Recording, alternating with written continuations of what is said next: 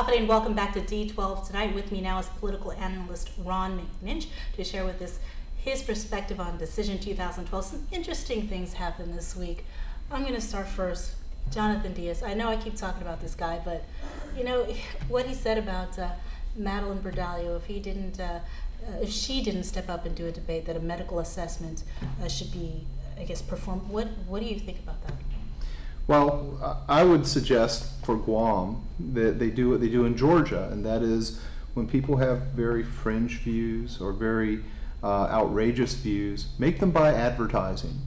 And if they're going to say these mean things, say them using their own money, using their own ads, because it's not news, and it's very hateful. And you know, I think that in general, our community deserves better. A better level of discourse. And so I would start just requiring, if people are going to talk in those really negative ways, make them by advertising, so then it's set apart from the news, so that it's not considered news, because it's not news. It's not to the level of news.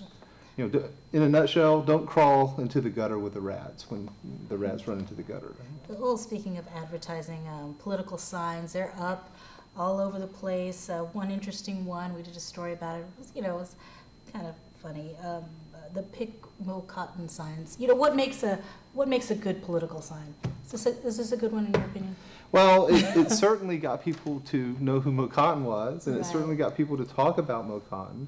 I think that it was handled playfully. It was handled. It wasn't done in a mean way. He didn't do it to hurt anybody's feelings. Nobody on Guam really would have gotten the context that certain people ascribe to that sign. And I don't think that per se, you know, you talk about cotton picking, you know, it's an idiom in the United States to talk about cotton picking this, cotton picking that. And so there's a whole non-negative or even positive connotation for using words like that. And I think he was just doing a play on words, and people drew attention to it, and they talk about it, and I don't see it being done meanly. It was just more of a, you know, one of those interesting signs, and we see people using interesting advertising approaches, and it's just a different way. Well, real quickly before we wrap this up, we got a new commentary that you posted on our website: high roads, low roads, and no roads. Sure. Explain that. Basically, elections should be about ideas and about how candidates are going to change the world and how they're going to serve you. And sometimes, especially head-to-head races, people go the low road and they attack the candidate, or they attack their family, or they do really mean things. And then there's the no road. And on Guam, when people go on the no road or low road, they hit a no road. That is, you can't beat up on people on Guam and act like a bully, because they have so many friends. Everybody on Guam has friends, and so whenever people attack them, they don't sympathize with the attacker.